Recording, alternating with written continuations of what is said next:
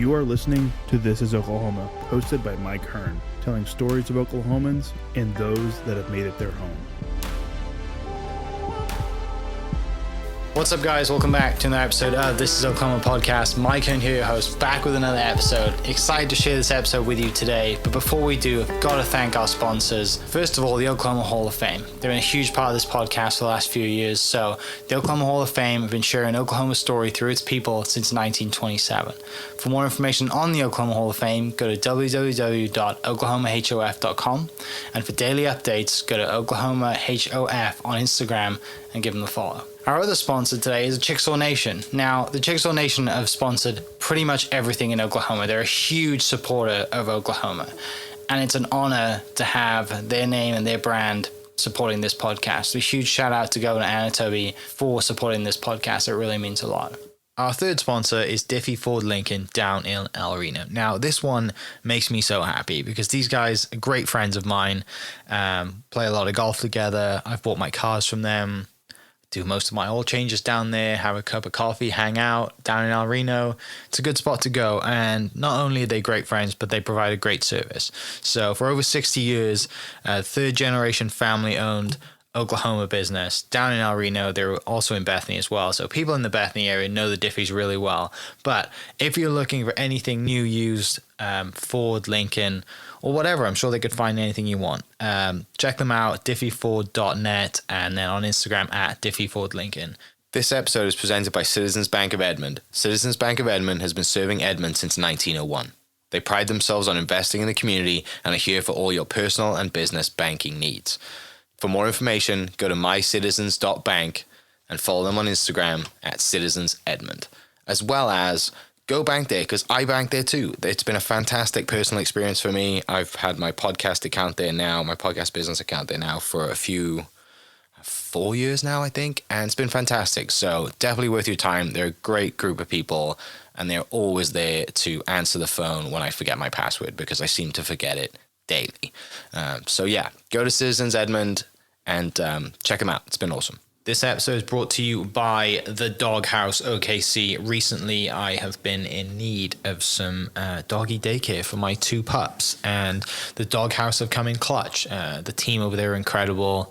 They've taken care of my 2 golden doodles, and so it's been an honor to partner with them on the podcast and share the love. And the one thing that I do with the sponsors that I have is stuff that I use and recommend, like the Diffies with my car, Hall of Fame. They're awesome. Citizens Banks, where I bank. Chickasaw Nation, huge supporter of Oklahoma. And adding to that is the Dog House. And so if you're in need of doggy daycare in the day or boarding overnight, they do grooming and other cool things too. But I've had a fantastic experience, and it's an honor and a privilege to share this with you too. So go to thedogHouseOKC.com and follow them on Instagram at thedogHouseOKC. And hopefully our pups will run into each other. I love that. Trying to ruin Lou's day. Impossible. What's going on, guys? Welcome back to another episode. This is Oklahoma Podcast. It gives me great pleasure to introduce to you today our guest. You're definitely going to know who he is because you clicked on the title of this podcast. But before I do, I want to introduce my co-host, Shannon Rich. So, Shannon, would you like to tell the people listening who you are if they haven't met you, know you, or seen your name before? I am the president of the Mike Hearn Fans Club. That's how I get to be on these podcasts. I am actually the president and CEO of the Oklahoma Hall of Fame. I have the best job in the world. And we're closing in on 100 years, right? 98 You've years. been here 100 years. I know. Oil of Olay, folks. Oil of Olay. The organization was founded in 1927, so we are quickly approaching our centennial. It's going to be awesome. God, it's really hard to research you because you've done a lot of things, and it's kind of not Nothing hard to great, research you. just a bunch of just like there's so many ways you could take a conversation with Sure. you, and I'm going to start off by being selfish because I'm a huge golfer. Okay. And so I watched bits of Arnold Palmer's memorial this morning. Oh, no kidding. And I watched Jim Nance's incredible speech that he gave, and then also watched you play. Yeah. I would just like to hear you talk about how much of an impact Arnold Palmer made on you, because you said a quote in that moment saying he was not just a great golfer, but he wasn't your favorite golfer. He was your favorite person. Yeah. Aw. Easily the most beloved person I've ever seen by other people, by a crowd, by other players, by women, by you name it. Everybody loved that guy. You know, he just smiled at you, shook your hand, and you were done. You know, some people have that kind of charisma, and you know, I obviously knew of him as a kid, and my favorite memory of that service, two things that were beautiful were, you know, everybody that got up and talked about how he was hard of hearing, that he couldn't hear very well. But what he would do to combat that, when somebody was saying these things about him, he would lift a thumb up, and he'd always give a thumbs up, you know, made you think he was hearing what you were saying, and he wasn't, you know. And I got up there and I said, well, this has been a little disconcerting for me. I said, Arnold has called me his favorite singer for years. Now, after everybody's telling me all these stories, I feel like there's a pretty good chance he's never heard a note I've sung. And it cracked everybody up in a really tender moment. It was great and beautiful. And then when we left the service, there was a giant rainbow in the sky. It was awesome. But he was a hoot, you know. The times I got to play golf with him were, you know, just beyond memorable, because I started playing the game when I was about 6 years old. And growing up here in Oklahoma City, what was so great about junior golf, if you were a junior golfer, they'd have play dates once or twice a week, and you play 9 holes. The lowest scores that you would get shot would get put in the paper. And if you were a junior golfer, you could play any municipal course for, I think, 75 cents, which is remarkable for a kid to have access. That's the hardest thing in golf now for young people, is to have access. And it was really amazing what went on here, and I took that with me and did a charity tournament for 27 years in Nashville that all the proceeds went to junior golf in the state of Tennessee. And I've been back here doing some golf things with my buddy Jimmy Woodward, who was my nemesis all of my golf career. Grade school, junior high school, and high school, I don't think I ever beat him, you know. If he'd shoot 36, I'd shoot 37 on those 9 holes. If he'd shoot 38, I'd shoot 39.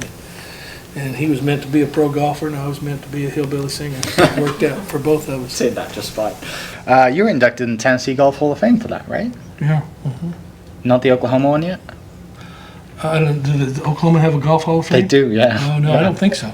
We'll work on that Well, one. that's Are all you in good. the Oklahoma Golf Hall? I'm not, no, but I'm on the board this year, so we'll work on that one. Yeah. That would be fun. I mean, we did a tournament here, me and Lee Allen Smith, and I have a golf shirt from that still. Yeah. A big Do you wind really? jacket Yeah. from it, yeah. and we would invite some pros, and it was great fun. I think I played here with Arnold for the first time I ever got to play with Arnold. You're a golfer. I'll go ahead and tell this crazy story, but I've always been a decent golfer, scratch golfer, and shoot under par once in a while. We're playing together, and we've never said one word the whole day about score, about what he was shooting or what I was shooting, and all of that. So we get to the 18th hole, and I hold one out on a par 4 for an eagle during the day, and I'm playing really good, and I'm 4 under par on the 18th green. I hit it in there about 15, 18 feet, and he hits it in there about 12 feet, and we're both 4 under par. I'm sitting there going, man, you know, this has been a great day, you know, and I missed my birdie putt. He marks his ball, puts it down there, and looks at me, bam, knocks it right in, and he goes, I got you. So he knew. He was keeping score. He knew exactly that the kid was trying to take him down, you know, and he said, I'm not going to let you get me. My favorite beating I ever took on the golf course was from Arnie. Yeah. It was cool. Were you at Southern Hills, or were you here in the city? Where were we? Quail Creek, I think. Wow. Might have been Quail Creek. I can't remember. Yeah, we played them all when I was a kid. If you could get on one of the country clubs, you were living. But that never happened very often. It's like that now too. What's the current state of the golf game at the moment? You take your clubs on tour or not? I do. Yeah. I haven't played much. I played very little last year, just from touring and weather and whatever it was. The least I've ever played, and I'm going to try to make up for it this year. With a touring schedule, did you play before or after gigs? I mean, I'm getting too old to play on gig days. Yeah. Get too tired. I didn't think that would ever happen. I used to play 36 holes a day and then do a 3-hour show and get on the bus and go somewhere and do it all over again. But not anymore. Yeah. Sounds like you're kind of a golf sicko like myself. Yeah. Got any kind of favorite personal shots that stand out? You know, the Phoenix Open was just last weekend. They call it the waste management now. Wasted management, right? Wasted. Yeah. Yeah, exactly right. Yeah. 500,000 drunk people. I said, I've been playing to drunk people my whole life. This is nothing. That's Tuesday night for you. Yeah. But the 16th hole, the par 3 with the big horseshoe and thousands of people all up there having a big time, that's where I made my first hole-in-one. Was on that hole, and I won a house for some couple that they had some kind of raffle thing. If you went and visited these new homes, you got your name put in a bucket, and they drew out pro-am teams, and if anybody on that pro-am team made a hole-in-one, you won the house. So I made my hole-in-ones, first one I'd ever made, and I'm going nuts. I throw my club, first time from being happy. Usually it was from being mad. But I almost killed Glenn Campbell from throwing my club. Almost decapitated him, but it went in, and everybody's high-fiving, and I said, hey, I think I just won a house. I could come out here, and it's like be my little getaway place. And this guy came down and said, congratulations, you just won a $200,000 house for Mr. and Mrs. King. And I go, they didn't make a hole-in-one. Who's Mr. and Mrs. King? Who are they? You know? But the dude was up there on the green. Back then, this was about 91 or 92. They didn't have that craziness going on back then. Yeah. And he was up there, and he said, I was just about to leave right before you hit. And I said, oh, hell, I'll stay for one more shot. But they won that house. He just worked at Home Depot. Just a That's normal dude. awesome. That's cool. You had any since? Or was that the only one? I made 11 more. You've had 12 hole-in-ones? Jeez. When was the last one? Not playing golf. You don't remember? Skill. When was I mean, I want to play golf with you just as you have a hole-in-one. Seems like it's pretty good odds right I now. think it was down at, it was either at my golf club in Tennessee, or it was during COVID, I think. And then I made one down in Dallas at I can't remember the name of that club right now. 12 hole-in-ones. Wow, I need to play more golf. Yeah. I'm only at 4. But it didn't happen until 1992, and I played since 1962, so it took forever to get the first one to go in. All right, last golf question, because I know we want to get to some more important stuff, and people listening are like, get out of the way. Favorite snack on the golf course at the halfway house? Oh, good God. And if you do have one, where is it? Because you play golf all over the world. Okay, this one's easy. It's Oklahoma driven. Oklahoma City Golf and Country Club at the halfway house might have the best cheeseburger I've ever eaten. At the shack. Wow. Yeah, they got that little shack there at the turn. Yeah. And that's the turn that doesn't, play 9 and wind up at the clubhouse. It's just over there by 63rd. You go under 63. Exactly. Yeah. That might be as good a hamburger as I've ever eaten. I mean, I know it's good. I used to work out there in college, but Really? I never would have said never would have guessed that, but Yeah, it's a good one. they're going to love that. I'm pretty sure they'll never hear it. Oh, we know some people. They'll hear it. For sure. It's going to be See, you could hook me- it's going to be on a sign somewhere right outside on 63rd. Vince Gill says best hamburger. That's right. You can't get one. You can't See if you get can get me an honorary membership there while you're at Oh yeah, it keeps going up and up and up. But we can pull some strings. How long are you in town for? We can get you around this afternoon. Leaving tonight. Playing in Houston tomorrow. Nice. How so you played Tulsa a couple of days ago, playing sort of a home crowd, few home state. I Yeah. noticed everyone was sitting down. Well, they're all old. My real estate boss was at the show and he got told off because he had his phone out. People were shining lights at his phone. But Sometimes it's the artist that wants you to stay seated. I think a lot of it is people pay so much money for those seats that the last thing they want to do is have somebody standing up in front of them and they can't see the show. There's times where everybody's rocking and everybody gets up and it's fine. But, all those sweet little ballads and stuff, it's not the time to do that. But some of it's the building. Sometimes the building doesn't want people standing up. It's a combination. And I don't really know if it's us or them, to be honest with you. Is that the normal part of your tour now, or is it more of that than not, or is it a little bit of, it really does depend where you go? Yeah, I think so. I mean, it's interesting how crowds are in different parts of the country.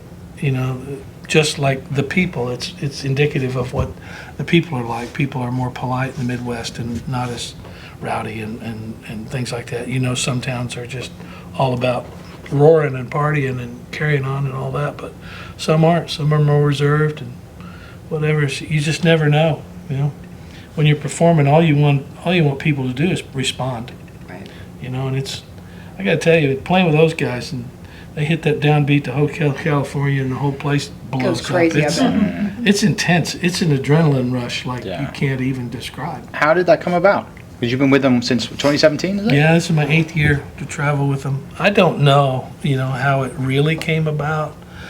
I was a little surprised that they continued after Glenn's passing.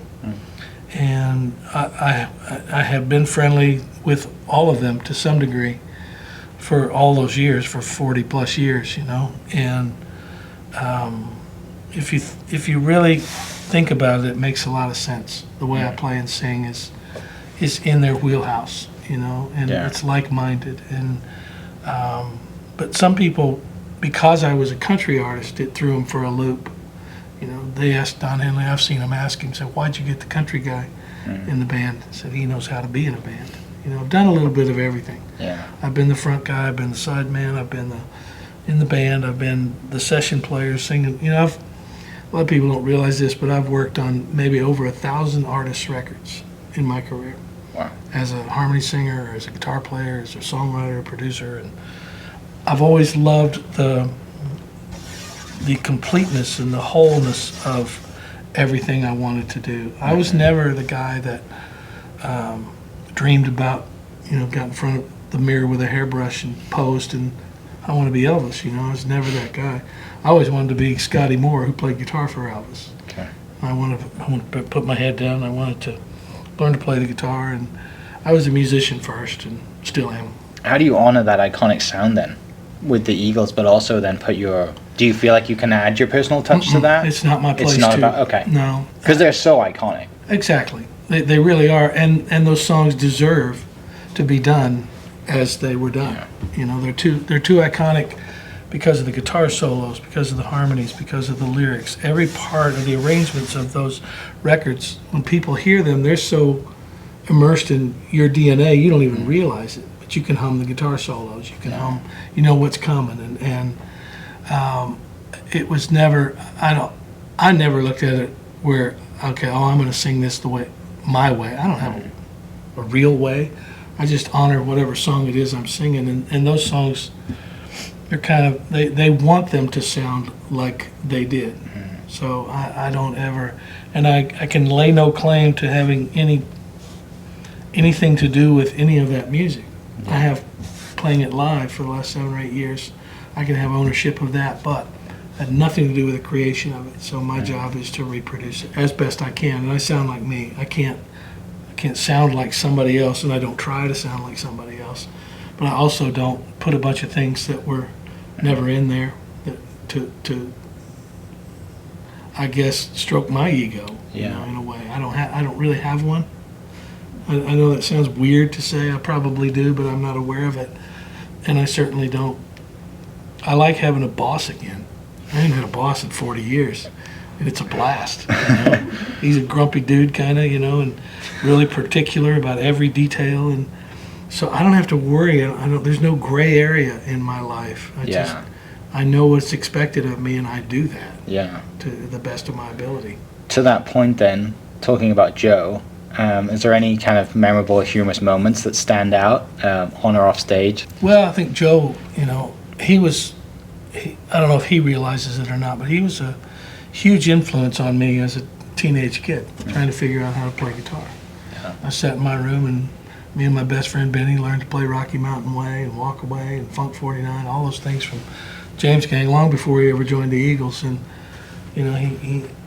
he played in a way that I liked, and I emulated, and I tried to learn. And I sit over there, and I'm looking over, and I'm going, I'm playing Rocky Mountain Way with Joe right now, and I'm playing these power chords, and we're really, we've gotten to be great friends, close. We talked years ago before I ever started playing with the Eagles about. You familiar with the Traveling Wilburys, that band? I'm not. Yeah. Shannon. Well, I it's like it was. Who all was it? Jeff Lynne from ELO, and George Harrison, and Roy Orbison, and Petty maybe, and Dylan. I don't remember who all was. Dylan Petty. Yeah. Yeah, and they formed a fun band. It was called the Traveling Wilburys, and they just went and did whatever they wanted. And Joe and I, back in 2010, 2015, we talked about doing a band like that. would be fun. Maybe get Sheryl Crow and I don't know, Diana Krall or whoever, and just have this cool little quartet or 5 people to go play music, and it'd be fun. But wound up we got to play together anyway. It's pretty special, right? Yeah. Is there any artists, dead or alive, that you haven't collaborated with that you'd like to?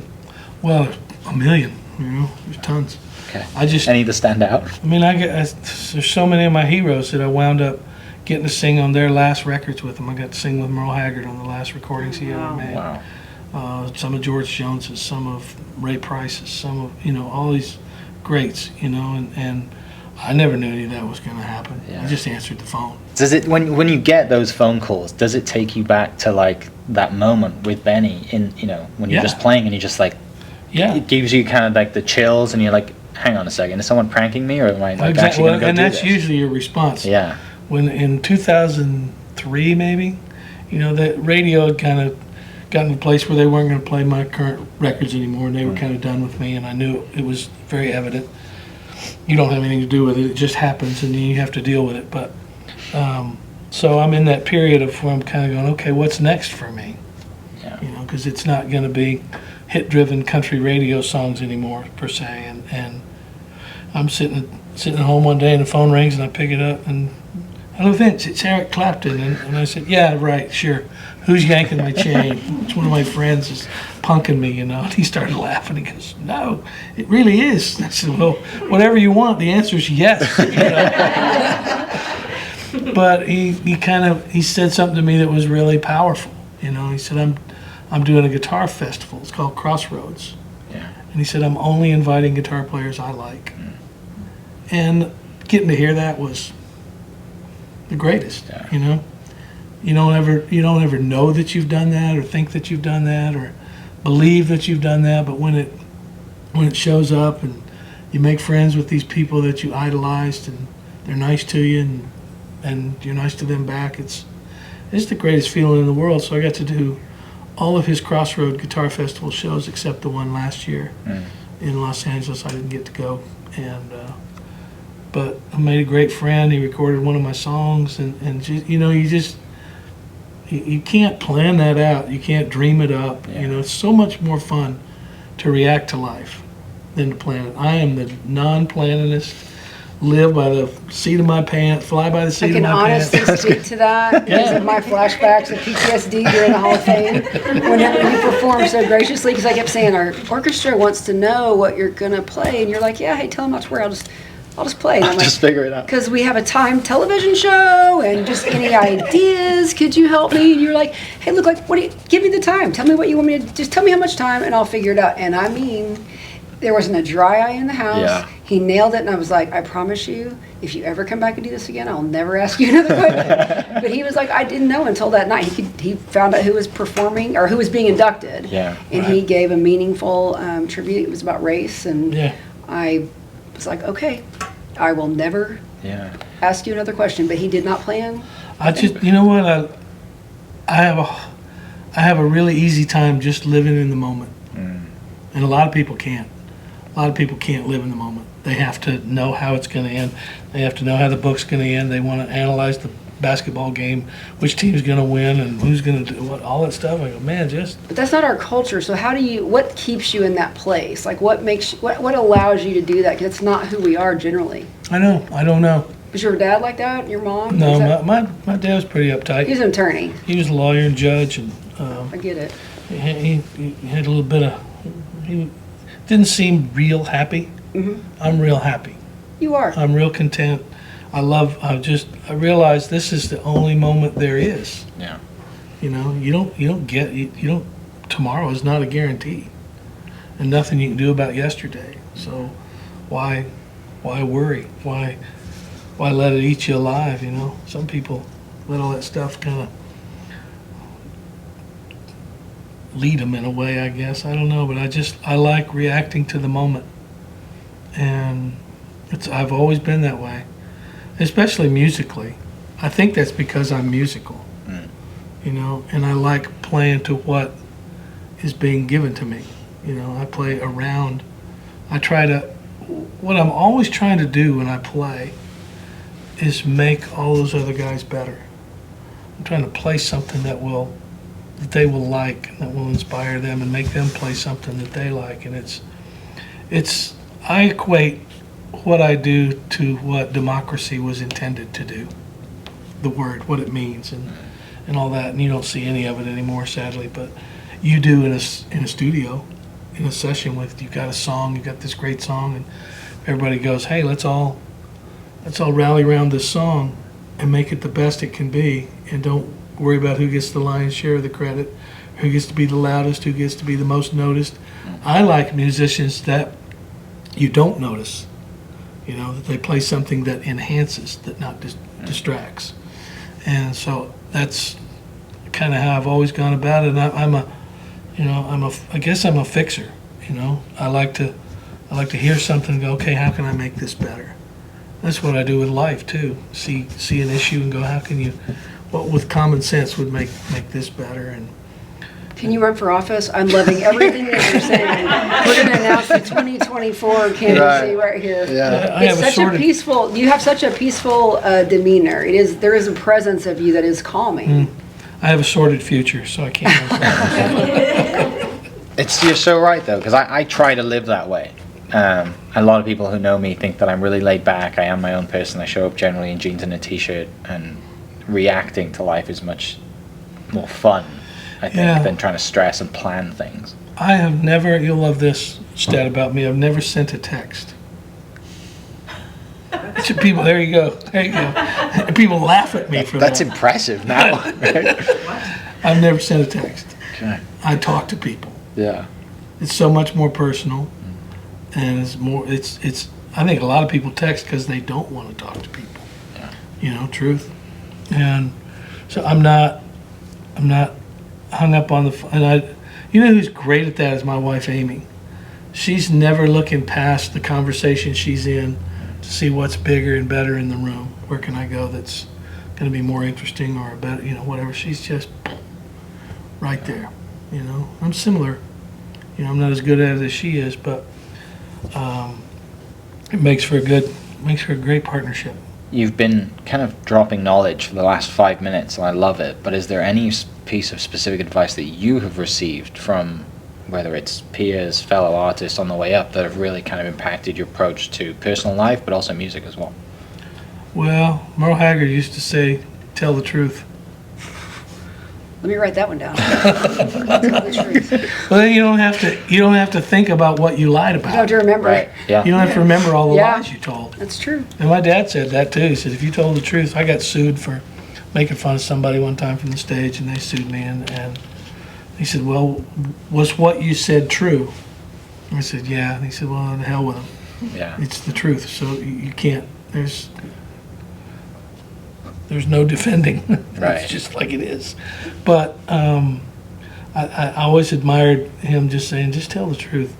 And he was great in the way he wrote songs, and I think he was great because he had been to prison and he'd had his freedom. He knew what it was like to not be free, literally. A lot of people can surmise what it might be like, but he actually lived it, and it gave his songs a different spin than anybody else's, in my view.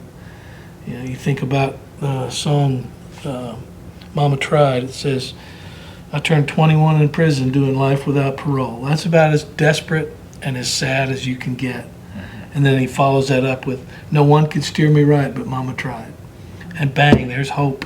And if you've always got hope in your corner, you can't lose. You can get knocked backwards, you can get knocked down, all those things. But if you lose your hope, then you're done. And I always had lots of hope. I made my first record when I was high school here, 17 years old, and somebody played it on the radio. They played it, then they played it more and more, and it kind of became popular regionally. And I said to myself, that's the first time I've tried this. And somebody responded.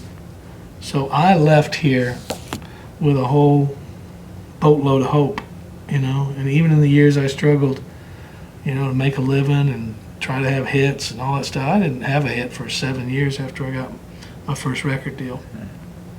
But I never lost hope because my ears told me, I said, you're every bit as good as anybody doing this. You can sing with any of them, you can play with any of them. You'll find the right song at the right time. And I did, and it just changed everything. But I had nothing to do with it. Once you start thinking you're the reason all these things have changed, it's really not. The people just responded, with a certain song, and that changed everything. I'm curious about, you just said, I wonder if artists have a different propensity about failure. Because a lot of times, I'm 11-year-old now, it's like, you don't want to fail, don't want to fail in public, but you weren't afraid to just keep making art and putting things out there. So I'm curious, do you see the difference in the industry now and like the pressures artists have, or what they have to deal with now and how that would have affected you had you been here? You talk about failure and how you react to it, Success is easy to react to. Any idiot can react to success. But how you react to failure is where you really find out who you are. When I was making records in the early 80s, and it's kind of okay to fail. I think you learn some things like what not to do, and there's some great lessons in failure. Any great buddy that came up with an invention, they failed way more times than they succeeded. They did it over and over and over, and it failed, and then tried again. They figured it out, what's wrong, and that's what you do. You keep after it, and you keep monkeying with it until it works. But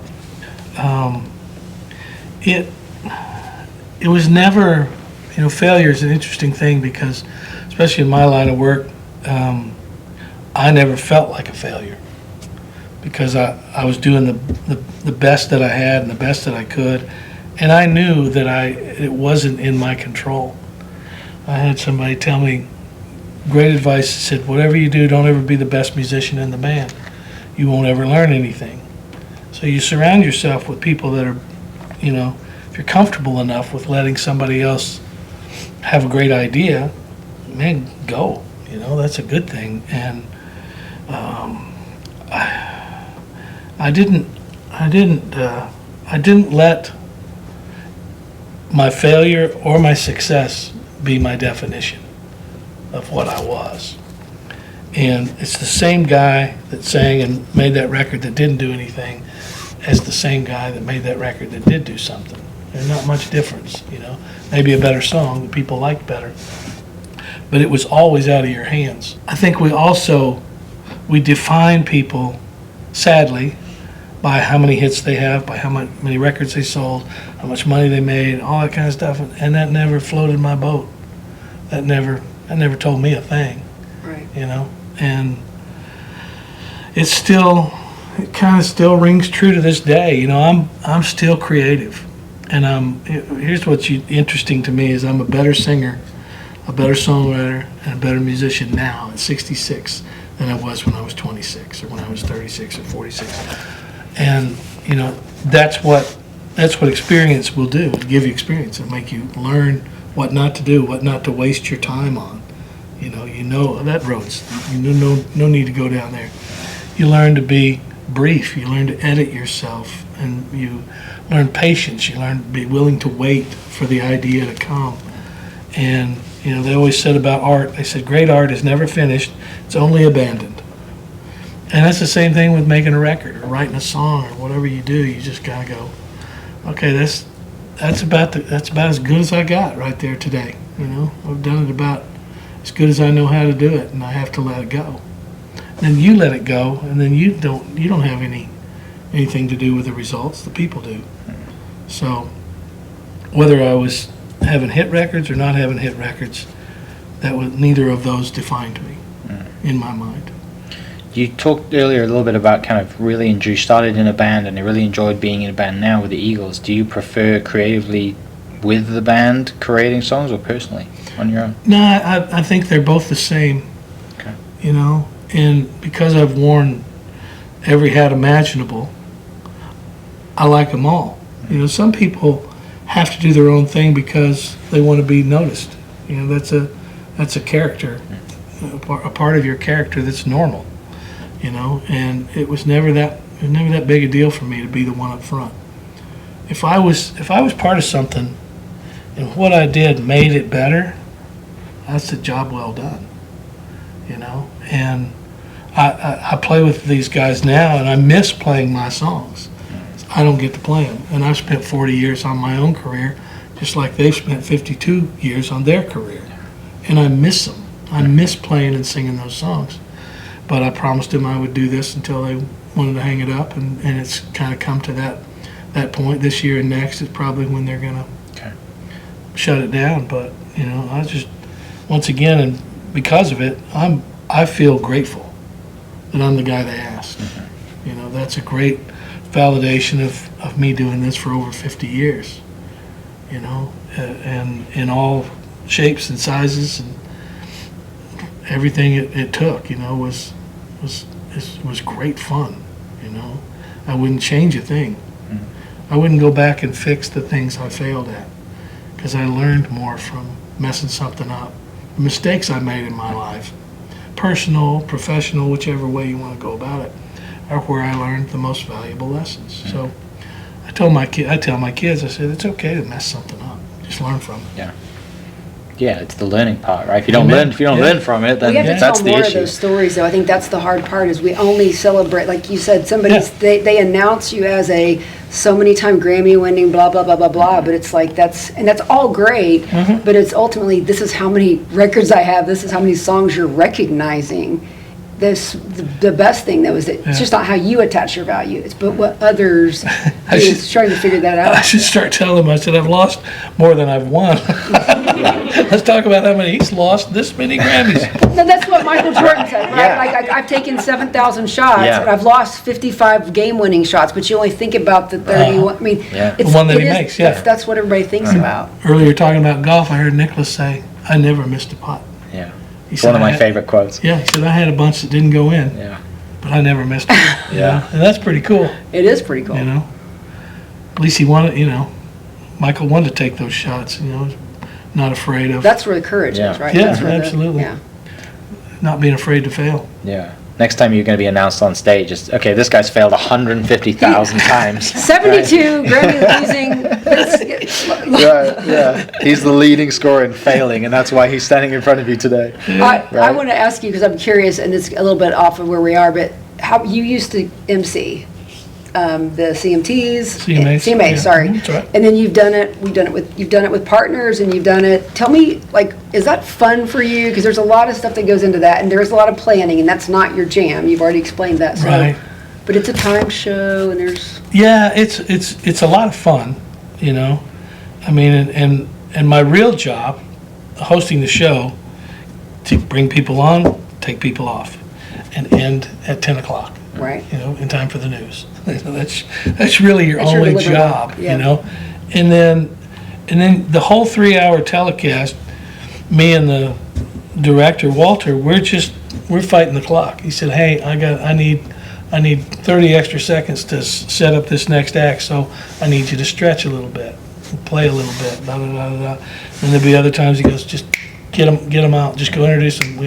I'm behind," and all that, and I enjoyed the job. I didn't use the script much. That was surprise Shocker. face. Right, yeah. And all my friends would be looking back at the teleprompter and goes, "He's not even reading any of that, He's just riffing and doing whatever." And I would pick my spots, and I'd have a knack for reading an audience and picking my spots, and it was fun. Once they were going to go to an arena, then I didn't want to have anything more to do with it, because you lose the intimacy once you're in an arena, especially for a host job. Yeah. And I could be in the second row at the arena and feel disconnected from the show. But at the Opry House, it was cool. We were all right on you and all around. And I did it with, first year I did it was with Reba, I think, yeah. And we had a blast, fellow Okie and great friend, and so that was easier. The next year I did it with Clint Black, and it was good too, but I'll tell you what's hard is for two people to do something. The timing of when am I going to interrupt him? When's he going to interrupt me? Then there's that awkward. I mean, you can watch it anytime two people come out to present an award. It's always awkward, you know. And should I go now? That's your line. I'm sorry. Blah blah blah. And then when I started doing it by myself, it was a lot freer, you know, a lot easier. But I'd had enough. I told myself, I said, if I ever walk out there and I feel the people going, oh God, not him again, I'm going to quit. You know, I won't. And you felt like that was happening? Because I don't know if No, that I'm was the really... one that went out there. And Oh, okay. You felt no, it. God, not me Okay. again. I was like, I don't want to hear remember him that, yeah. anymore. You know, my dad, one time I remember the first year I did it, my dad called me. He was always my biggest critic and all that he could be, you know. And I'd been out all night roaring and after all the after parties and everything, and he decided to call me on his way to work at 7 in the morning, and I pick up the phone, dead to the world. Hello, you know. He said, "Who in the hell do you think you are?" I said, "What are you talking about?" He said, "Hey, I watched you last night, pal, and you're no Jay Leno." But that was important, you know, that everybody, you know, would hold your feet to the fire. Yeah. You know, you had places. My manager Larry would hold my feet to the fire. The record companies would hold my feet to the fire. And whatever you were doing, you had people that wouldn't let, you know, my family wouldn't let me get a big head and turn into an egomaniac and be full of himself and all that. And it was just his way of, you know, keeping me level. Right back down to earth after that phone call, right? Like hung over, dead to the You're world. like, I thought it was pretty funny until I talked to my dad today. Yeah, and I he realized didn't I like probably- it. Yeah. Stick to the script. You mentioned Reba. Obviously, she just played the Super Bowl. Have you ever come close to playing the Super Bowl? Because country music's had a pretty good showing in the Super Bowl. There was one year that I think Garth was going to do the halftime show, and I've heard lots about that. I don't know what happened. I have no clue, but it wasn't going to happen. And then they called like 4 other people. I was one of the 4 other people. I go, it takes 4 of us to do this? I said, I'll pass. But no, I missed this year's Super Bowl show. What was I doing? You were here. I was here and I was going I went home. I went back to the hotel to go to bed. Oh, there you go. Yeah. And gave somebody a ride or something. So I missed a halftime show but saw the game. But now that is singing the national anthem is easily the scariest thing in the whole wide world. I can't. No, Can't imagine. it's terrifying. I did the World Series one year back in about 91 or 92. And I was playing in Los Angeles the night before Game 5. I was going to sing Game 5. But one team was up 3-0, and I was playing a gig the same night as Game 4. So if there was a sweep, I wasn't going to get to sing Game Right. 5, right? So I've got a television on my monitor so I can watch the game and see who wins.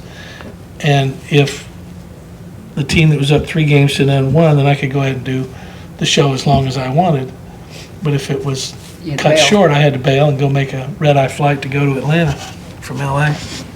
So they wound up winning, and there was a Game 5, so I took the red-eye flight to Atlanta, and we were going to the stadium, and we were about a block or 2 from the entrance or wherever I'm supposed to go, and the limousine I was in breaks down, and so we start pushing it, and I'm out back pushing the limo for like 2 or 3 blocks to where I'm supposed to go, and we're running late, and I go running up to that gate, and I go, "Hey, I'm Vince Gill. I'm supposed to sing the national anthem." The guy goes, "Yeah, sure you are. I just saw you pushing a limo, dude.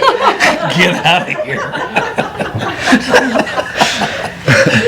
And so I did. I wound up getting on down there, and so I've never had a hard time really with singing in tune. So all my focus is on what are the words to this dang song. You know, don't screw up the words. If you screw up the anthem, they'll all crucify you. And so I've got all the words in my head, you know, and I walk out at home plate and I start singing. And as I start singing, I can't hear my voice because of this giant stadium echo. And I go, oh hell, now I got to concentrate on pitch. And I go, oh crap, what are the words? What are the words? What are the words? This all happened during Oh Say, right? And all of that's running through my head, and I look at this dude, and he's got a beer in one hand. He's sitting in the front row. He got a beer in one hand and a hot dog in the other, and he's singing for all he's worth. Can you see? You know. So I just followed him for the whole anthem, and I get to the end of the anthem, and it's time for Oh Say That Stars, and I sing Oh, and he reaches over and takes a bite of his hot dog. Oh no, dude. And I go, I know the word is say, but I can't make it come out of my mouth. And there was the, oh, the longest pause before I sang the word say. And I think I decided I don't ever want to sing that song again.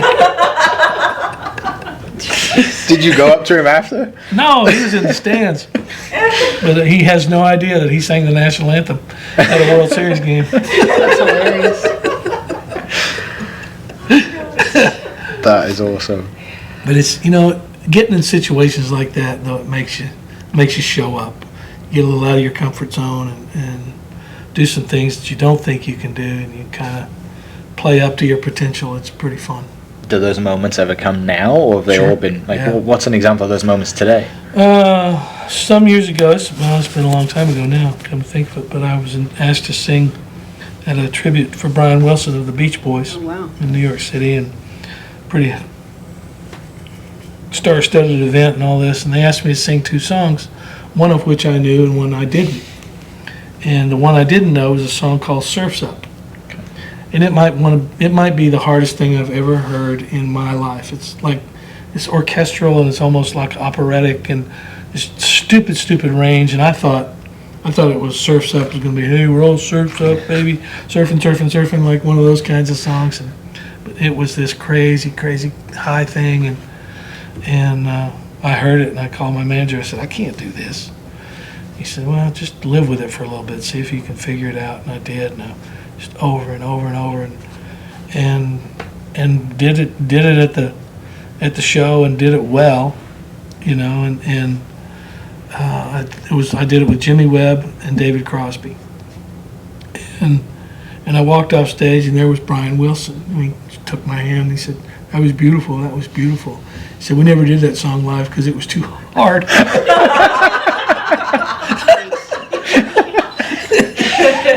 He's throwing you in the deep end. Yeah, absolutely. Yeah, you get hung out to dry. That'd be good to know in the beginning of that. Right. I wish I'd have known that song. I said, I can't do this. But man, it's a beautiful song. It's called Surf's Up, and it's all over YouTube. Some people are nice with what they say about it. Some aren't. Everybody got to chime in on every little thing you do. It's hysterical. Is there any genre of music that you talk about playing different genres of music at people's, memorials or whatever it is that you're at? Like, is there any ones you haven't played that you'd like to get into? I think I can. This sounds stupid to say out loud, but I can kind of walk in any musical world and find my way in. And the only thing you want to be is if you're playing a jazz song, or you're playing a rock and roll song, or you're playing a country song. Is you want it to be legitimate. You want it to be authentic.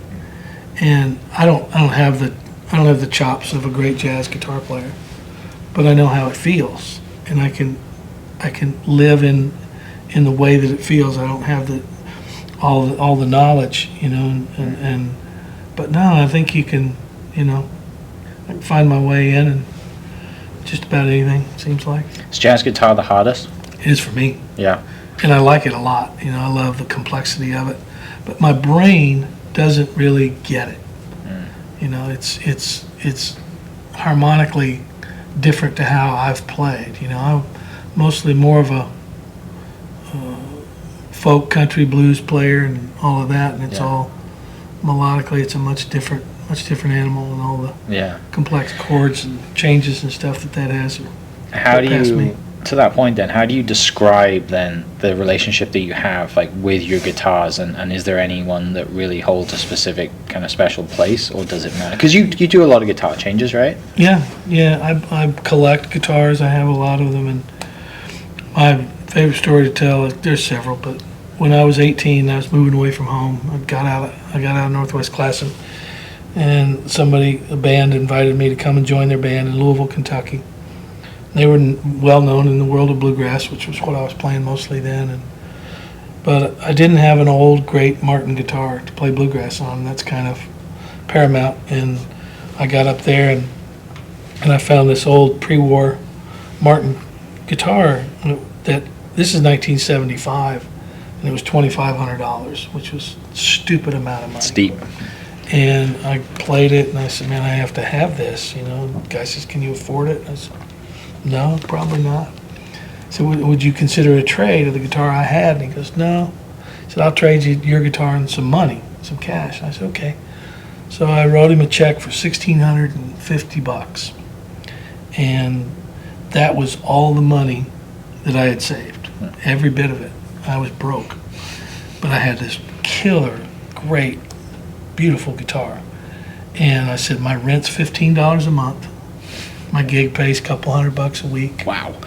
And, I'll be okay. I can get by, And it was a pretty neat way to kind of jump in, with absolutely nothing, And I think that's imperative sometimes when you want to try to do something in this world, is you can't have a backup plan. Once you have a backup plan, you'll use it. And if you don't have one, you have to make it work. Those years were lean, really, really, really lean. Playing for a couple $100 a week and all that, and that was kind of the norm for me for a long time. Yeah. And then I finally had a couple of hits, and some money started rolling in, and it was nice, but it was not always easy.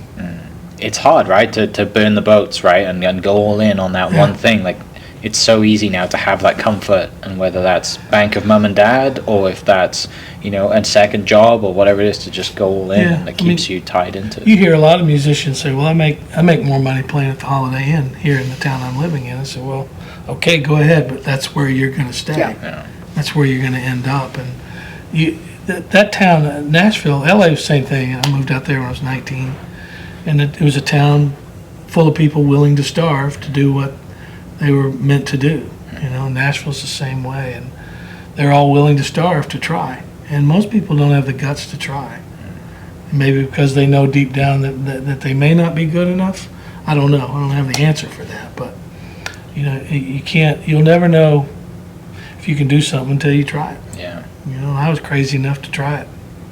That was, moving to LA at 19 was like, what are you doing? From Oklahoma City. I know, from Kentucky. Oh, Kentucky. I'd been to Kentucky, and then I was there for about 8 years, played with Pure Prairie League, and this great guy from Oklahoma named Byron Berline, who was a great musician, and he hired me to come out to California.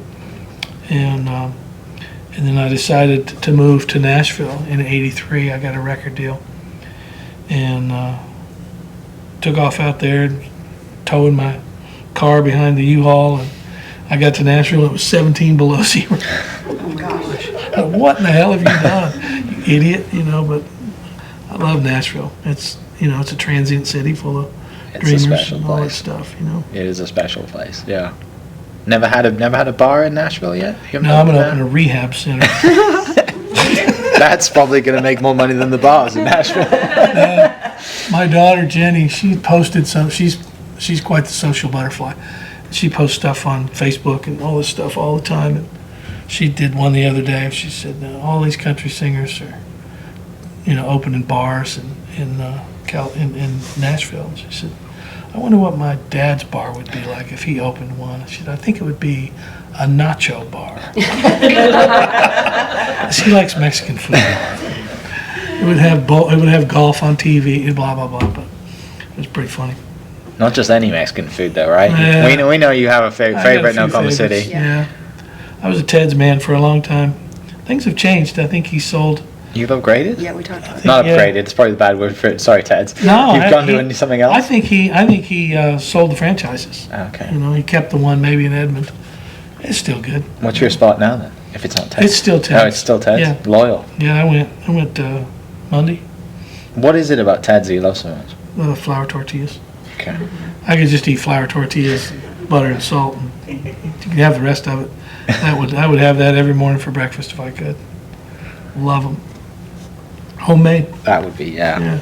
That's, now I'm hungry. Talk about Oklahoma for a little bit, because we've touched golf, music, and kind of words of wisdom and everything else. When you think of Oklahoma, what does Oklahoma mean to you? Home. Just that simple. I like the people. They're common sense people here. Make a living out of the dirt, and a little conservative sometimes for my taste, but that doesn't matter. For all of our tastes. But it's, I think of all. It feels, because of the Native Americans, it feels like it had even a deeper connection to our earth than other stuff. There's a lot of great music that came from here. There's a lot of great sports people came. I was a kid, and you got Mickey Mantle, and you got Johnny Bench, you got people like that were great baseball players. I was a sports nut, so I was as crazy about watching Oklahoma football and any of them. I never went to. I was born in Norman, but I never went to college, so I don't have that real tie to OU or OSU. I just rooted for whoever needed to win the most. It would help them out, I love the red dirt. I love remembering riding my bicycle all over town. I love my mom dropping me off at the golf course. Lake Hefner mostly. Said, here's $2. Buy you a green fee and you can get a hamburger in the middle of the day, and I'll pick you up at dark. It's a pretty cheap babysitter. Good old days. Those are the days. Those are the good old. A lot to be grateful for, and the opposite too. A lot to be, wish we had a better record of a lot of things, how we reacted to things in life. But that's not the place. And this place, I didn't even know this building existed, and it's stunning. I was saying it felt like I'm coming to the Capitol. The governor's going to come waltzing out and give me a psych. Route 44 Coke. I promise that It's not going to happen today. But I'm curious, because you haven't had a chance. You were inducted in the 90s. We weren't in this building then. Yeah. We're telling these stories every day. Field trips come through here. Kids come through here. Tourists come through here. You are one of those people that people know. They identify with Oklahoma. What does that make you feel like, that kids come in and want to know who you are and how to be like you? Well, it's pretty, I'm trying to find the right word. Everybody wants to matter. Every living soul wants to matter. And we can't only dwell on those that have been successful. You need to reach out to those that struggle as much as you do to those who succeed. And I was going through, grabbing something to eat last night, going through a drive-through, and got my meal, and the kid, $5. I said, "Man, thanks for getting my food." He goes, "For real?" I said, "Yeah, for real." He was blown away He said, that I gave him a $5 tip just for handing me my food. And kindness would cure every problem we have. Whether it just would. That's what I'm sad about, is how ugly we've been to each other over the decades and the years and the centuries and all that. And it just blows my mind that you could be that cruel to another human being, as some of the things we've done. But I don't fancy myself a big deal, and it's uncomfortable if I were to think that kids should know I was a big deal. They just know somebody was brave enough to try and did pretty good. But then I think somebody told me one time, said, "What I like about you is you understand that the gifts you've been given are special, but that doesn't in turn make you special. Only the gift is special." Right. And that's what I dwell on, is I'm grateful for the gift I've been given to play and sing and do the things I've done, but I'm not going to take that and use it as a reason to think I'm better than somebody else. That's what gets us in all the trouble. For sure. Is when you think you're better than somebody else and more important and more valuable and whatever. I don't get it. That's how we're going to start telling your story too, I think. And that's a great thing for So kids to good. hear is, because everybody's got a gift. Everybody's Amen. got something, Gotta find it. whatever that Gotta is. find it, yeah. But find it, and we don't need another Vince Gill. We've got a Vince Gill, but this is his method. I think there's a great way to, because not everybody can sing and not everybody can perform, and Of course not. not everybody's going to be a doctor, but what is your thing? And I just wish you could celebrate anybody that's great at something.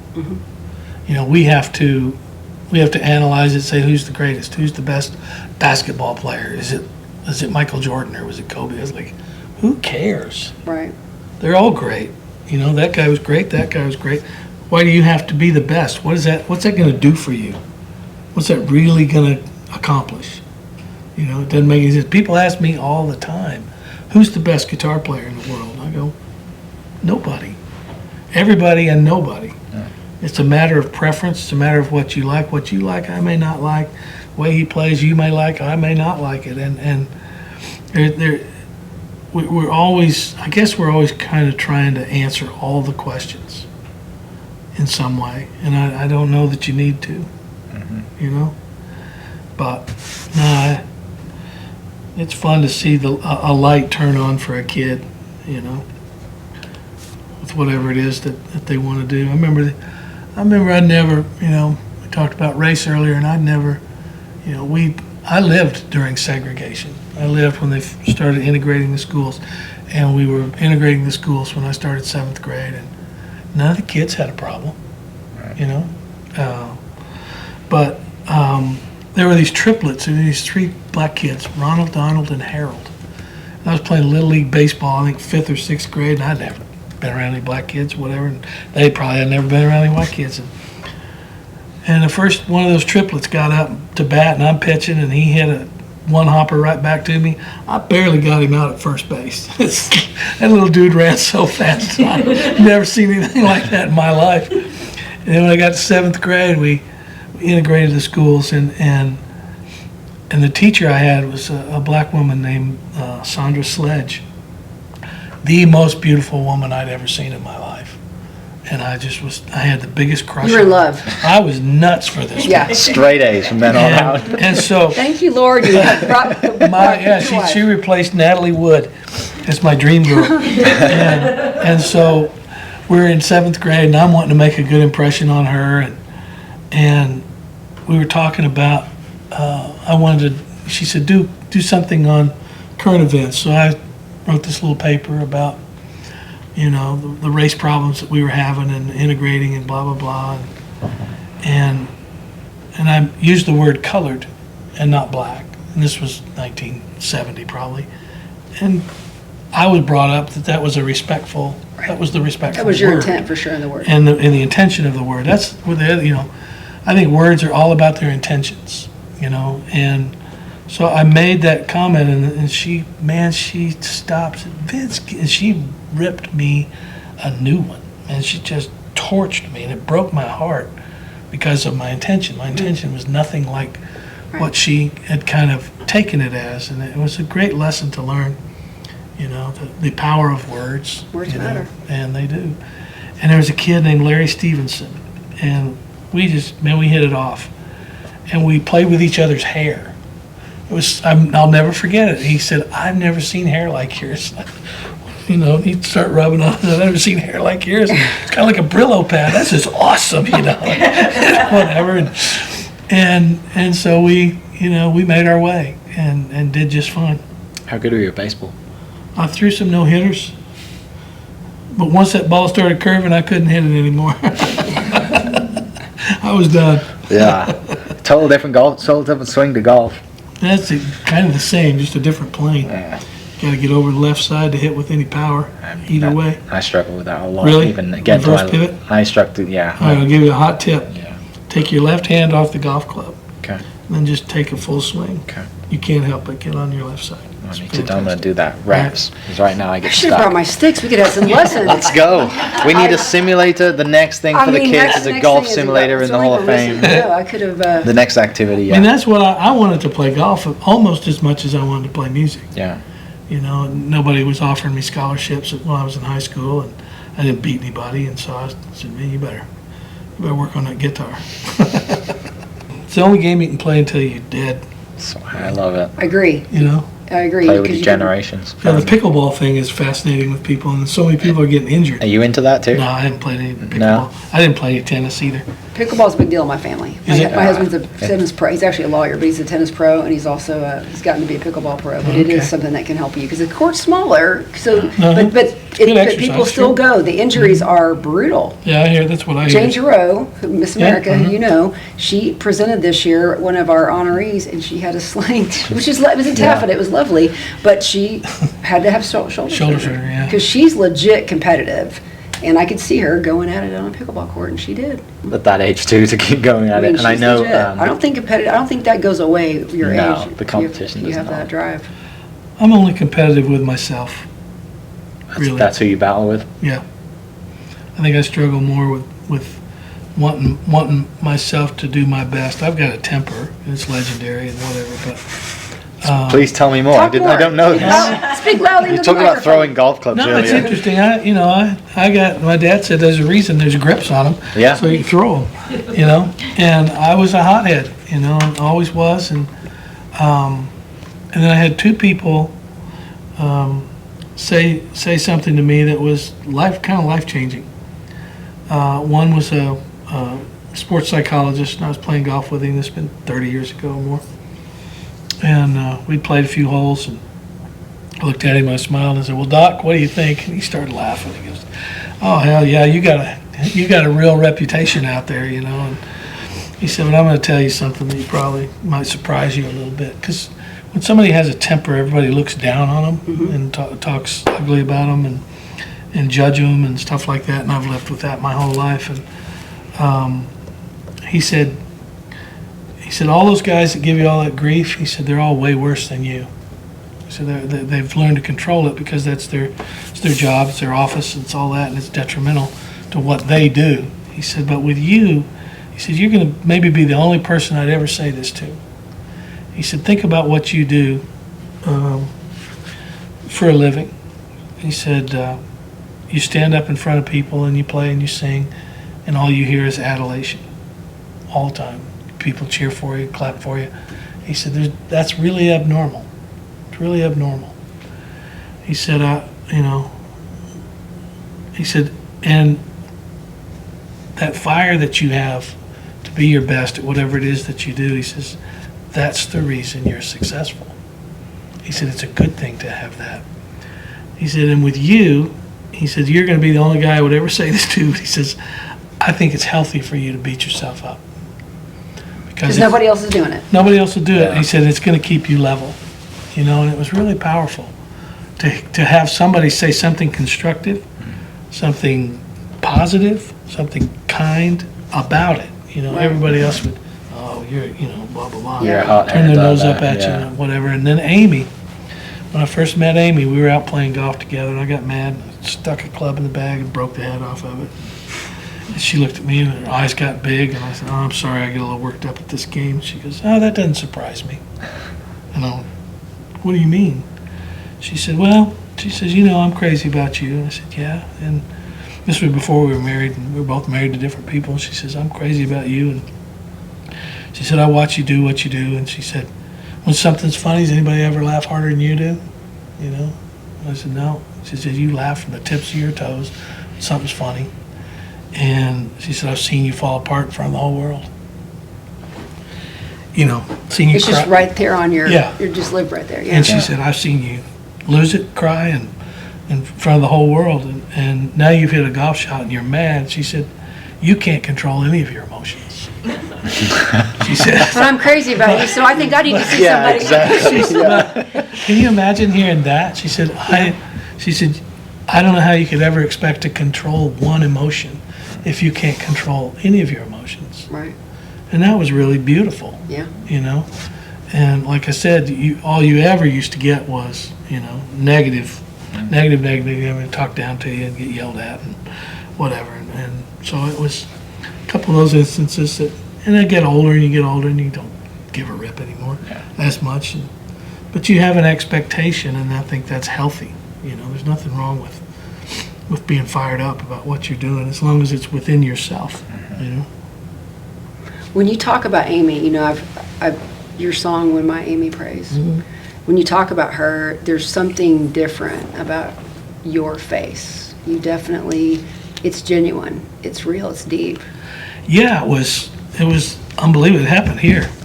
We met in Tulsa back in '93. I think I was doing a Christmas TV special for TNN, and I invited Chet Atkins, my childhood hero, and Michael McDonald, one of my favorite singers in the world. I said, we need a girl. And I said, we're doing Christmas songs. We got to get that gospel singer, Amy Grant. She'd be great, And I'd only said hello to her a time or two before, never really knew her. And she walked in the first rehearsal day and smiled at me, and I went, I'm done.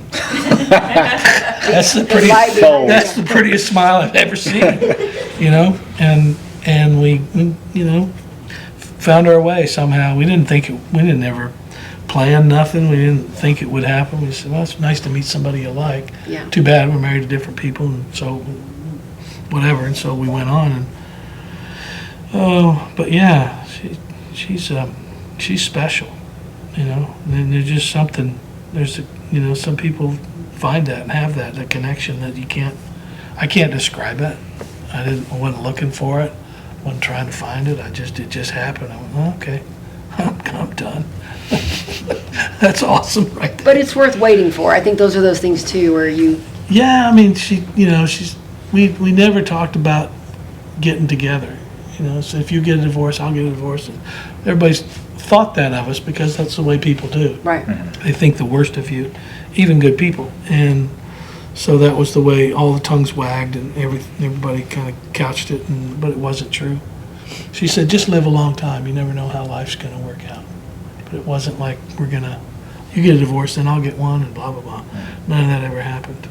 And so it's pretty, I think one of the reasons was I was so crazy about her, I didn't want to mess it up.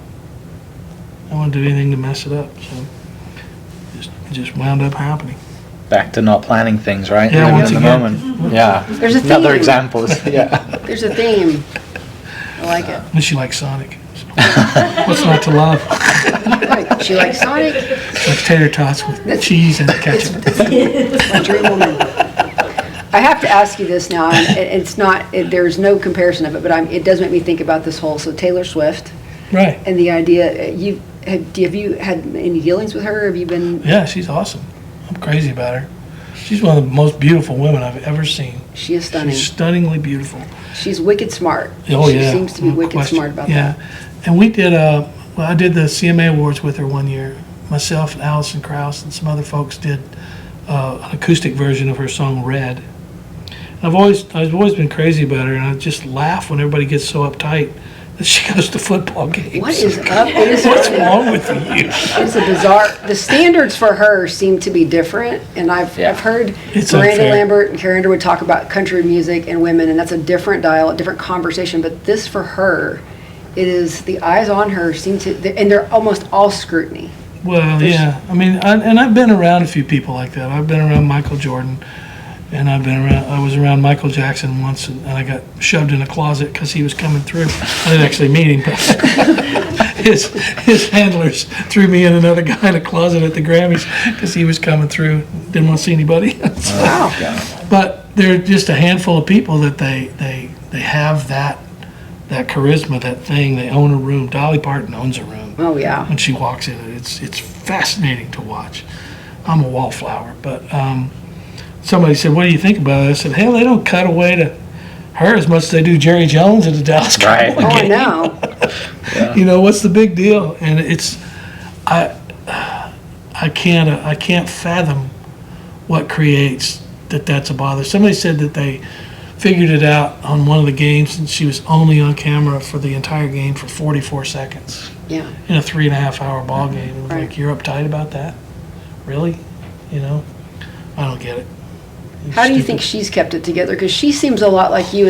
I think she had struggles when she was younger, but it seems like now she's like, I don't care. I'm living my life the way. Yeah, I mean, you know, the scrutiny that much popularity is under is staggering.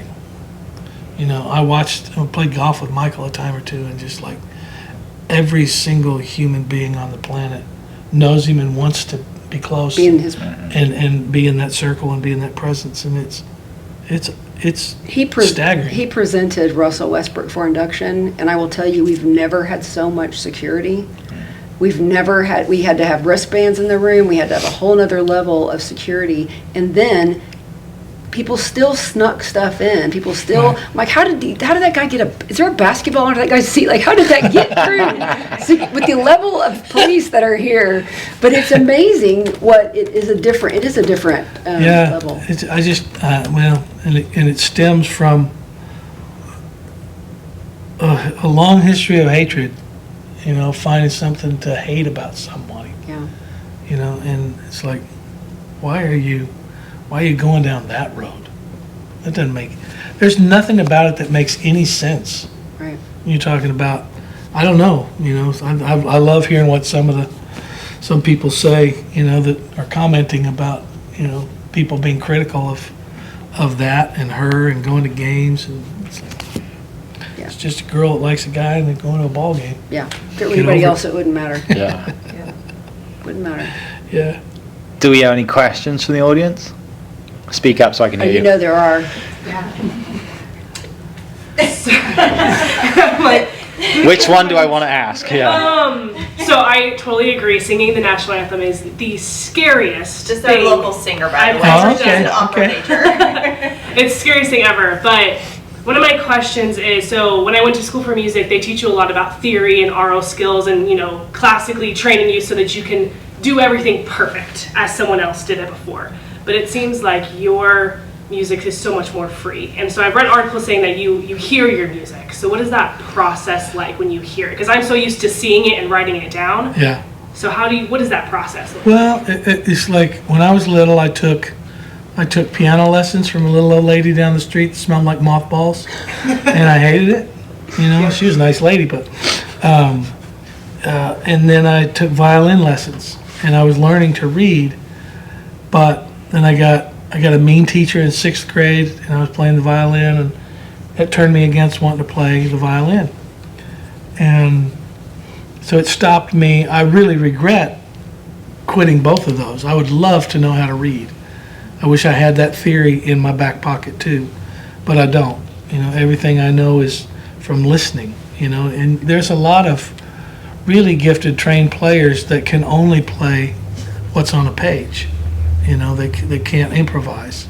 They can't say, oh, I'm in the key of G, I could do this and this and this and this and make that do whatever it does. But both, there's one is not better than the other, to me. I've always felt like there was so many people out there teaching, professors and whatever in schools, that thought they would teach about the music business. I go, you don't know anything about the music business. You perceive what you think it is, you know, but you're probably going to be incorrect. But there's a school in Nashville called Belmont, and it's a great school, but because the professors were actually in the music business, they actually wrote hit songs, they actually played on sessions, they actually worked at record companies, they were publicists, they were whatever. They're teaching what's real, what's actually it is, you know. But neither is right, neither is wrong, you know. I think once again, knowledge is power, and that as much knowledge as you have gives you more power. You know, you have much more to lean on and go forth with that information. You know, like I said, I would love to be able to sight read. It'd be awesome if I could see a big giant jazz chord and go, oh, I can play that. But I can't. So I've succeeded, you know, in my way, but it's still not without being complete, you know. Bluegrass musicians, you know, they're way different than even country musicians. And rock and roll musicians are different than jazz. It's just, everybody, I just like what I like. I can't help what I'm drawn to, you know. But somebody wants to say, if you don't like rap, you're a racist. You know, why would you say that? It doesn't compute to me. Given my age and what I grew up with, I started watching there's a great, God, it just killed me. PBS always does these good things. Henry Louis Gates has done a series on black gospel music, and it's freaking amazing. It's incredible, and I'm loving it. And I've seen a couple of the episodes, and once again, what I learned, the black music I learned, was a Ray Charles, Aretha Franklin, you know, Sister Rosetta Tharpe, and I heard great singers, you know, singing great melodies and songs. And now that doesn't, hip hop and rap, it's not that I am against it, I just don't get it. It's not personal, you know, that I don't understand it. I love the groove of it, I love the feel of it, but I'm used to somebody singing to me, not talking to me. And that's what turns me left on some of that kind of stuff. But it has nothing to do with who's doing it, that's for sure. I wouldn't be the musician I am today if I hadn't learned from all kinds of places, all kinds of people, you know. Did you watch the documentary that Ken Burns did on country music? What was refreshing to learn is that every giant in country music, from Jimmy Rogers, learned from the field hands, the railroad workers, the songs. Bill Monroe had a black man teach him how to play the blues, and everywhere you went, the Carter family, it was Hank Williams and a guy named T-Tot that taught him how to play, black guy, and so our music is totally intertwined, black and white, you know, always has been, and nobody realizes it because the culture of what that is, people are more apt to think, well, they're the ones that they're Southern, they like the country life, they're going to be more not in line with, you know, equality and things like that. But I think you can learn something good and something not so good from anything you know. Knowing what not to do is probably more important than knowing what to do when it comes to playing. You know, it's what you leave out that's the most important. I was doing a session when I was a kid, and I was playing. It was my turn to play a solo, and I started playing. And the producer said, "Man, that was impressive." I said, "Well, thanks." He goes, "Let's try it again." He said, "This time, just play me half of what you know." And there's your soundbite. Right, there it is. But it was a great lesson to learn. And I was talking earlier about how I feel like I write better than I ever did, sing better than I ever did. And a lot of it's because of that brevity, because of my willingness to edit myself and not just, you know. I'd rather move you than impress you when it comes to music. And that's, to me, the point of music. Always has been. I was always drawn to the melancholy of it and the sadness of it and all of those kinds of things more than, wow, look how many notes that guy can play. You know, it's way more. You know, I love the sad songs. You know, my dad, when I was little, he sang this song, used to sing this song to make me go to bed called Old Shep. You ever heard it? It's a song about a boy and his dog, and it's a morbid folk song. And at the end of the song, the guy has to shoot his own dog because he's old. And he'd sing that to you before you go to bed? Yeah, for meanness.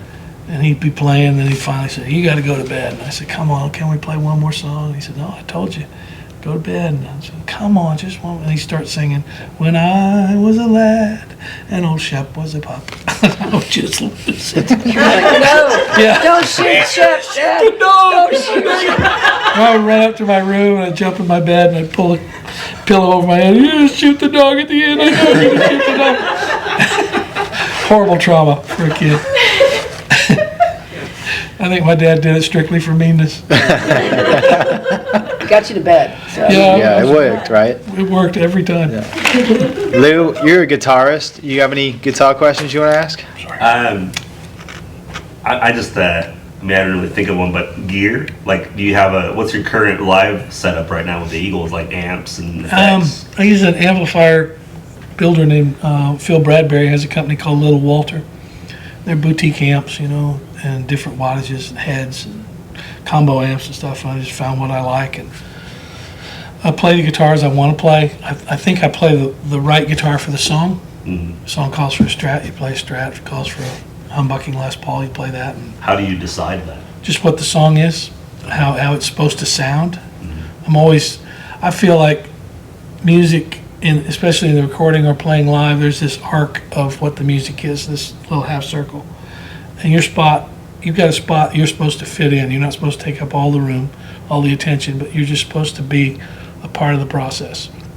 And you find your part where you help everything. And It's like you're a spice, right? Like you're Exactly. just adding to the meal. And, yeah. Somebody's playing up high, you play down low. You just fill in the space sonically that makes the most sense. And, I have a tremendous amount of old guitars. I love buying and collecting old guitars. And I have several hundred, and I always felt like if you were a painter, would you only want to paint with one color? But you need all these sounds, all these things to be able to. I know what all guitars kind of sound like, so I go, well, this song would do well with this guitar because it'll fit the space of what I'm hearing, and then I couldn't do any. I don't think I could have done anything safer and smarter with the money I've made than buy old guitars, because if you buy the right things, they appreciate in value, and I get to write them off my taxes. Oh my And- gosh. That's the funnest And there's part. no risk. There you go. I'm not There it playing the is. stock market with stuff I don't know anything about. I just, all wise. I ever wanted to, only place I ever wanted to make any money was from playing music. So I don't do any stock market stuff or risky stuff at all. So, I was always grateful to have $20. I didn't need to make it 40. so what are your thoughts on like the current trend of musicians not using amps on stage anymore?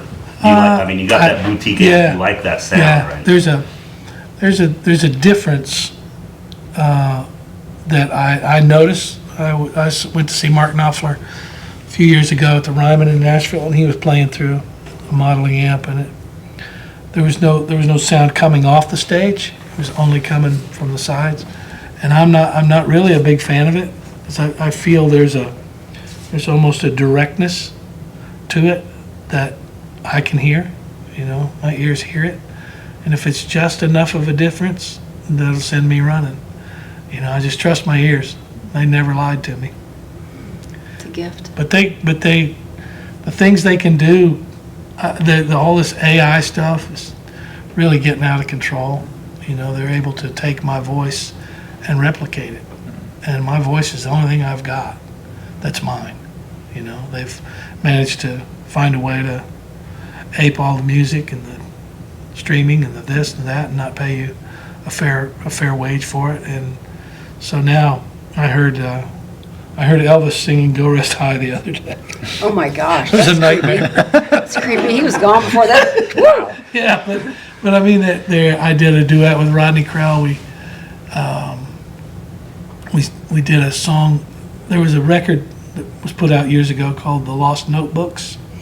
It was all these Hank Williams unfinished songs that they found in a notebook, and they asked different people to pick one and finish it. And Rodney and I finished this song called "I Hope You Shed a Million Tears," and we did it. And I heard AI using Hank Williams's voice singing the song we did, and it was weird. I've heard me singing George Jones songs, and But that's not legal. To your point, though, is like it can be done, but it's not legal yet, or, Well, or there's questions about it. they're trying to, before the cat gets out of the bag, they're trying to Put it back find in. a way to make it not to do. But I don't think you'll ever win that war. Yeah. Well, like the Against Beatles just technology. released a new Yeah, song, mhm. right? That They was found a recorded, demo what, of 65 John years singing, ago? yeah. But it's weird, I can hear the difference. I know that's really not me, and I know it's really not Elvis, and I know it's really not Hank Sr. And I don't know, it feels a little invasive, and it's one of the only things that I can do that is only mine. Right. No voice sounds like mine. They can replicate it all they want, but an untrained ear wouldn't be able to hear the difference. So then it takes anything creative out of my hands that I didn't have anything to do with. And that to me is unfair. If you're able to, all those things, I can't even imagine how many times I've been streamed on YouTube or whatever, never got nothing, And how is that fair? Are you able to take something that's mine and go put it out there for the world and not be compensated, And I'm not saying, a lot of people, you got enough money.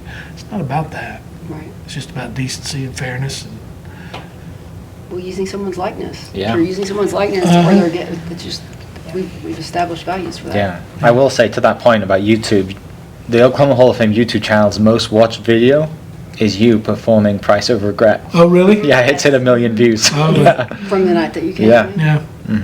And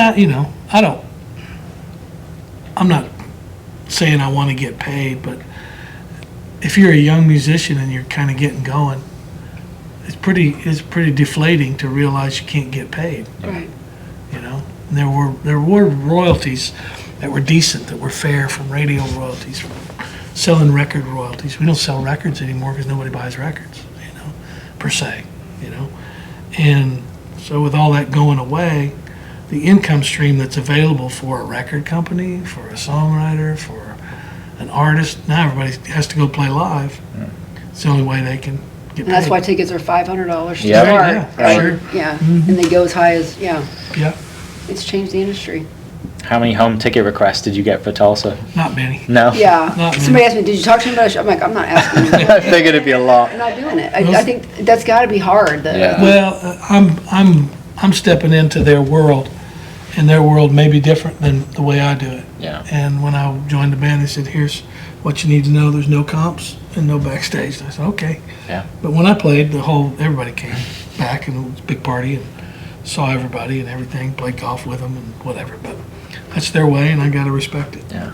Well, I mean, so what were you allowed to ask for? Do you know what's in the green room? What's Oh, they Gets take, you prepped they before take you go on really stage. good care of you.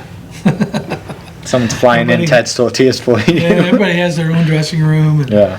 it's as opulent and as rock starish as you would think it is. Private planes Yeah. waiting for you.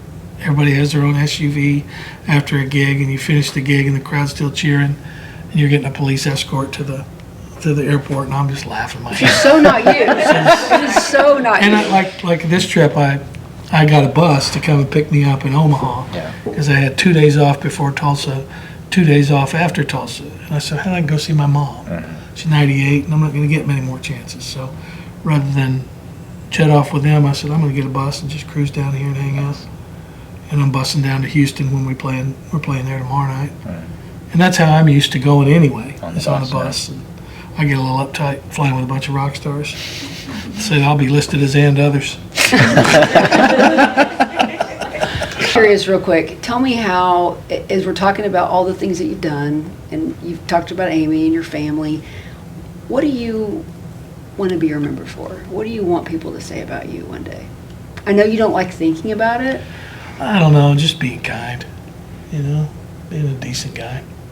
It means more than anything else, That because it's funny, when you have a little bit of notoriety, people are surprised that you're normal, or that you walk into a room and don't have to have handlers and this and that, and that it's sad that it surprises people, in that they expect you to be big-headed and need this and need that and all that, and need attention, whatever. And I just never did. And I like being normal. I love being normal. I won't. Somebody will say, "Oh, we're kept at the front of the line." Can't do it. Just I don't know. We joked about this. We walked across the skywalk whenever you were at the hotel about to perform for us, and I was like, why didn't you tell me? I would have had somebody. I was so stressed because they were like, Vince Gill's in the lobby. And I'm like, what? No. And we can't be in the lobby because we're not ready. Like, And you were just like, no big deal, I'll walk over. I'm like, no, I'll come because I will tell you. I'm a good walker. There's people, I've been doing it for a long time. Hey, you got I've been comfy doing this shoes for on a too. long I can do time. this part I got, but I think what's interesting is like there's people, as you can imagine, that we work with that are They're high either presenting maintenance, that are not as big as that are certainly not that haven't emceed national television shows or received Grammys or all the things that you won. They haven't had that, and there is still an expectation, and so it is unusual, is all I would say, that you've managed that. So I think that is an easy thing to say about you. That your country icon award, whenever people are talking about, that had to be uncomfortable for you, because that's all that was, is people talking about what a great guy you are. Well, and that means the most, you know. I'd rather somebody say, man, he was a nice fella, rather than he was this kind of guitar player, or the blah, blah, blah, you know. And read all the stats that we did this and this and that, won this, won that, won that. I didn't have anything to do with that, so I can't lay claim to letting it affect me, Once again, we talked about it earlier. I don't like what I am to be dictated by what I did. Right. It doesn't seem fair. And even people that expect, they want to be high maintenance, why? It's foreign to me that you have to be, have to be a pill. I've been in the hotel business, and I've received 17-page riders. Things have to be done that start 72 hours before the guest arrives and go all the way until they're. I work with some of them. It's real. I know. So it's refreshing. Well, thanks, but I'll tell you a great story about my mama. I think it was just how I was raised, and you're not gonna act like you're a big deal. It just wasn't in the cards. And there's a guy that wrote for the music paper, all the Nashville newspapers, wrote reviews of songs and wrote the column for all the music stuff that went on in Nashville for the last 50 years. And when I first moved to Nashville, he wrote a really big story on me. It was on the front page of the Life section, and new kid's gonna do this, do that, blah, blah, blah. And it was neat, any press was good press, But years later, it was probably 10, 15 years later, we were together somewhere or something. He said, "How's your mom?" I said, "What are you asking about my mom for? You ever met her?" And he goes, "No." He said, "How is she?" I said, "She's great, He says, "You know how long I've done this?" I said, "Yeah, forever." He said, "Guess how many thank you notes I've got?" He said, "Well, what?" From Vince Gill. From my mom. Oh, from your mom? From my mama. Stop it. Yeah. You're gonna make me cry. Well, me too. It's good for you. Granny said if your eyes leak, your head won't swell.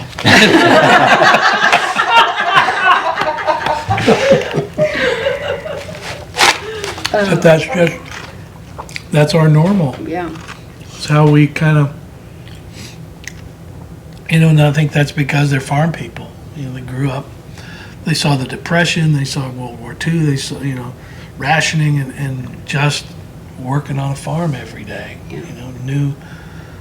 Knew the value of hard work, and I don't know.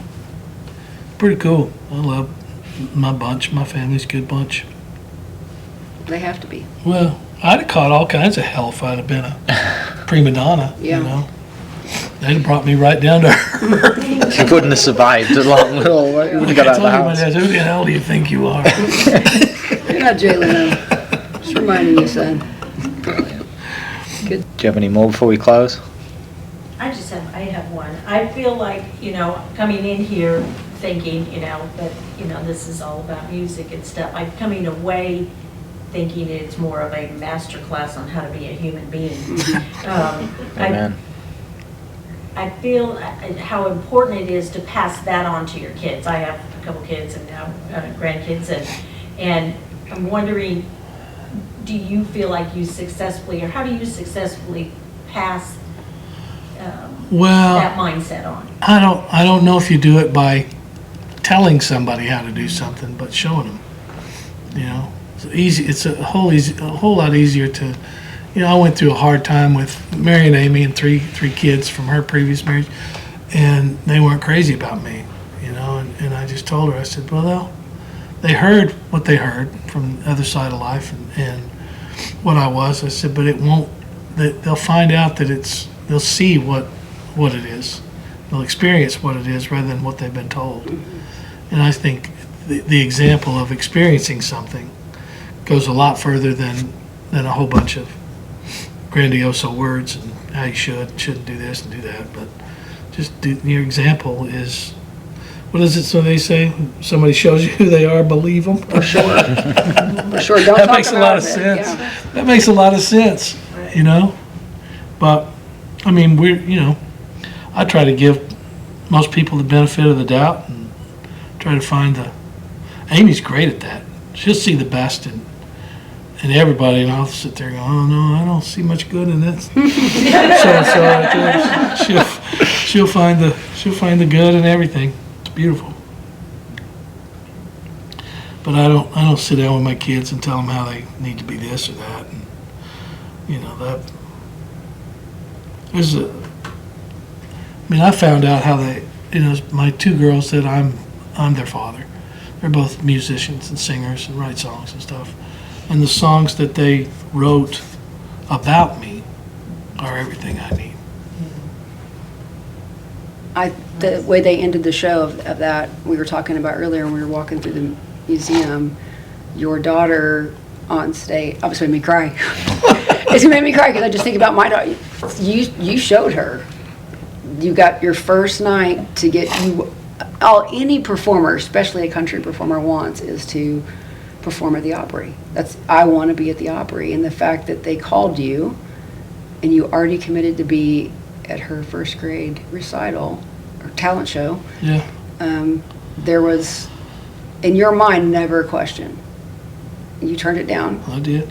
And you went and performed, and for her to recount that back to you 30 years later is, you showed her in that moment what was important. Yeah. And that's, because you can talk about it all day about what's important. And when, I'll say this because we just lost Toby Keith recently. When Toby Keith was inducted, we tell you have to be present. You have to be present to be there. And he had to call us a few weeks before the show and explain in long detail. It was taking him forever to get the conversation out that he was going to be, his son had made it to football. He made it to a championship football game. And I'm like, and it's the night of the Hall of Fame. And he said, yeah, but listen, he said, ma'am, I can't tell him it's not important to not be the big guy and then go be the big guy. I gotta show up. I gotta be there. Yep. And he came, and he was late, and his son came in football pants, and he had a helicopter. But I think in that moment, he could have told all those kids, "Look, I'm a big deal. Yeah. I'm gonna get in the hall. I promised them I'm gonna be there." Yeah. And then nobody would have thought a lot about it, frankly. But what he told them was, "We're gonna play this game, and when it's over, I'm gonna make arrangements to honor my other commitment. But you guys are more important. The team is more important." And I think those are just those moments of showing people who you are.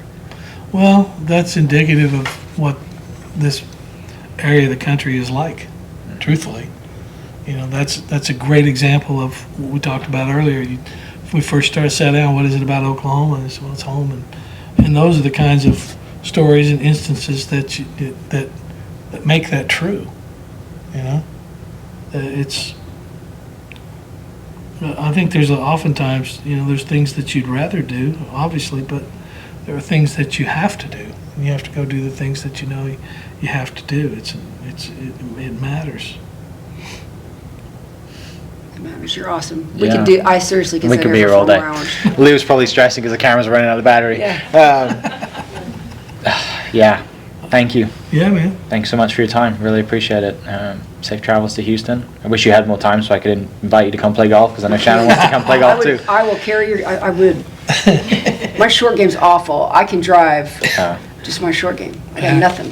First thing to go. It's the patience. Meanest game in the world. I'm the best. And the best.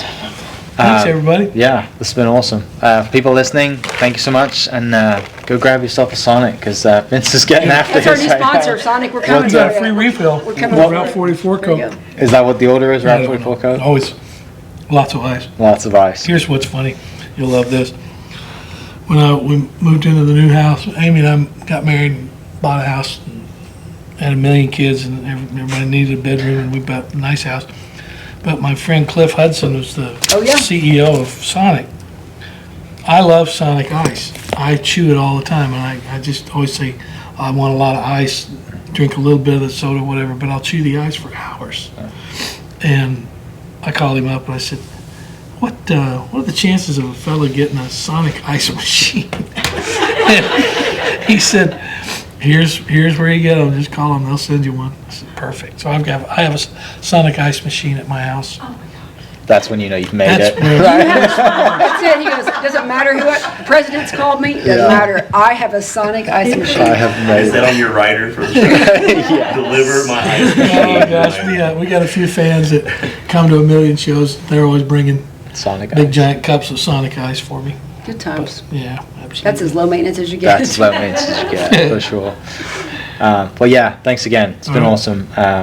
Yeah, I mean, again, we could sit here for hours, but yeah, safe travels. All right, I'm Really gonna go appreciate take my you. mama Yeah, Sonic Bird. and we're not going to let you get out of here with a few photos first and some photos. signed guitars in the corner. But for everyone listening, thank you so much for checking in, and we'll catch you next episode. Cheers.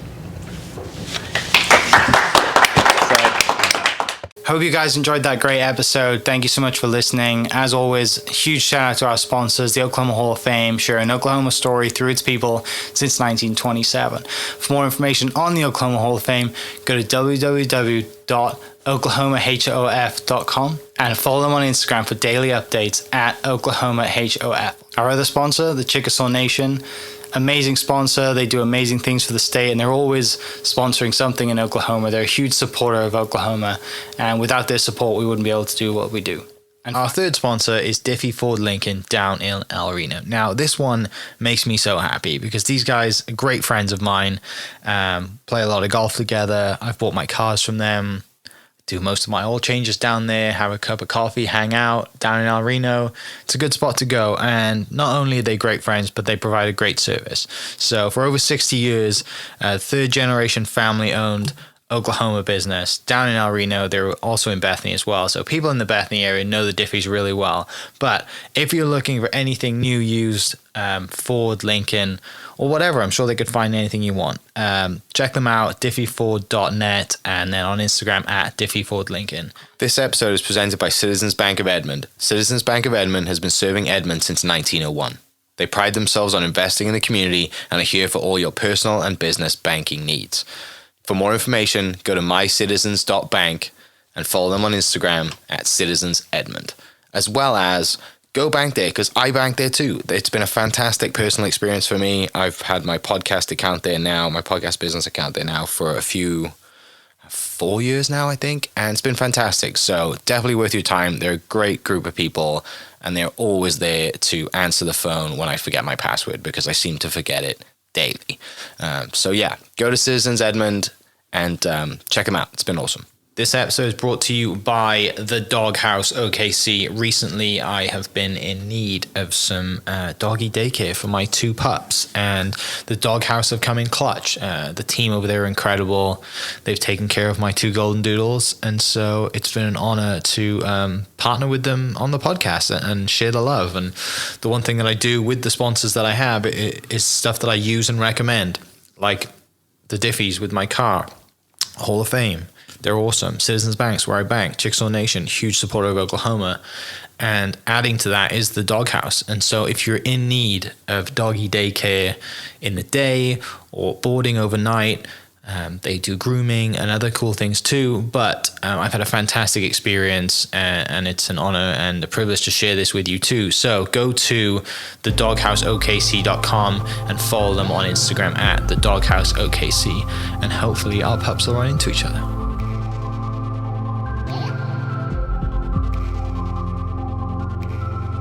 Thank you for listening. We are inspired by those around us and hope that you are too. Make sure you subscribe to this podcast on your favorite podcast platform and leave us a review so we can keep telling your stories. For more great Oklahoma content, follow This is Oklahoma on Facebook and Instagram.